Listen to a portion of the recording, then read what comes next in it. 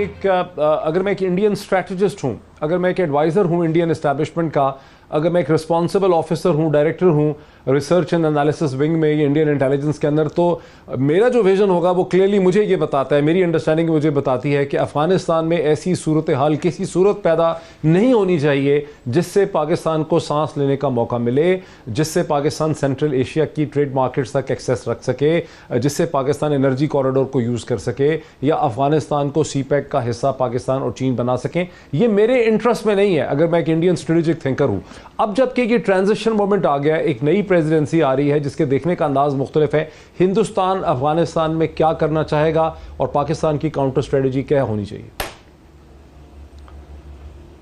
Thank you. मैं सीधा आपके सवाल की तरफ आता हूं, बाकी चीजों को छोड़ देता हूं। देखिए, जो बाइडेन के ऊपर पेंटागन का इन्फ्लुएंस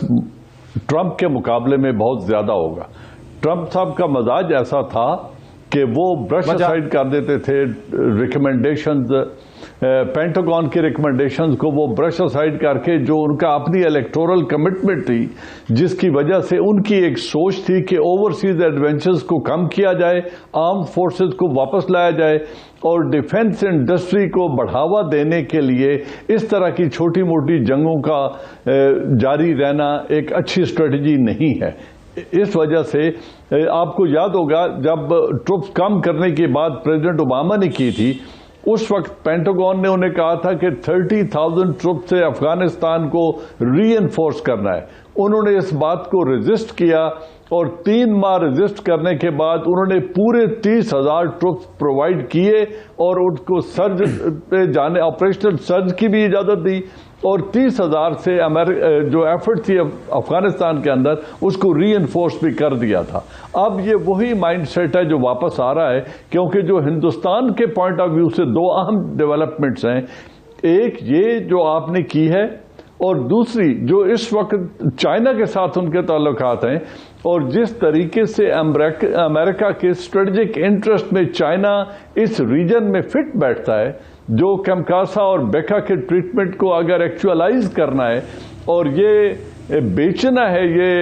नुस्खा हिंदुस्तान को, तो हिंदुस्तान उसकी कीमत उनसे पूरी लेगा। और वो कैसे? इस वक्त हिंदुस्तान को खतरा है 2 फ्रंट वार का, जो वो बेचेंगे चाइना को, जो अमेरिका को। अब चाइना के साथ उनके ताल्लुकात अभी भी ठीक नहीं है। लाइन ऑफ एक्चुअल कंट्रोल से तकरीबन 1000 स्क्वायर किलोमीटर का एरिया जिस पर चाइना ने उनको जाना, पेट्रोलिंग और उधर की अप्रोच उनके लिए बंद कर दी है, और इस वक्त वहां मिलिट्री डेवलपमेंट भी हो रही है,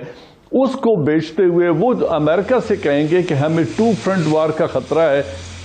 पाकिस्तान अफगानिस्तान से बिल्कुल फारिग होता है तो फिर हमारे लिए ये खतरा और बढ़ जाता है। दूसरा, वो चाइना के अगर बढ़ती हुई इकोनॉमिक इन्फ्लुएंस को अमेरिका रोकने में सीरियस है, ये इंडियन कहेंगे उनको कि अगर आप सीरियस हैं तो फिर इसको यूरेशिया तक और सेंट्रल एशिया तक की एक्सेस को रोकने का एक ही तरीका है कि अफगानिस्तान डिस्टेबलाइज रहे। अब अफगानिस्तान में वो रीइंफोर्स करके फोर्सेस को कोई नतीजा या जमीनी हकायक को तो नहीं बदल सकता America, it's a writing on the wall. लेकिन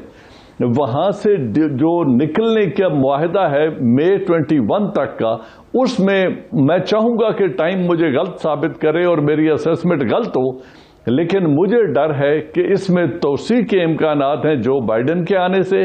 और यहाँ पे जो रॉ, CIA और NDS मैं स्टेटस को पार के तौर पे शामिल कर रहा हूँ। जिस तरह अभी रुस्तम शाह साहब ने कहा कि अशरफ गनी चाहेगा, ये स्टेटस को की पैदावार हैं और बेनिफिशरी हैं स्टेटस को के, तो ये चाहेंगे कि बढ़ती हुई वायलेंस को बहाना बनाकर अमेरिका को मजीद रुकने के लिए कहें और उनको कहें कि इस मुआहदे को थोड़ा आगे ले जाएं। अब देखना ये है कि क्या जो बाइडेन इस चीज को रीड करते हैं और रीड करके अपनी इंडिपेंडेंट पॉलिसी देते हुए उन लाइंस पे अशरफ गनी हुकूमत पर दबाव डालते हैं जैसे रुस्तम शाह मोहम्मद साहब कह रहे हैं। इसकी सलाहियत उनमें है, वो कर सकते हैं अगर वो इनको मजबूर करें कि आप बैठ जाएं और एक नया इंटरिम अरेंजमेंट या जो प्रोविजनल अरेंजमेंट है हुकूमत का, वो इस तरह का बनाएं जहां पे जो कंसर्न्स है तालिबान के वो भी एड्रेस हो जाएं और हम इस जो क्वागमायर है इससे निकल भी सके।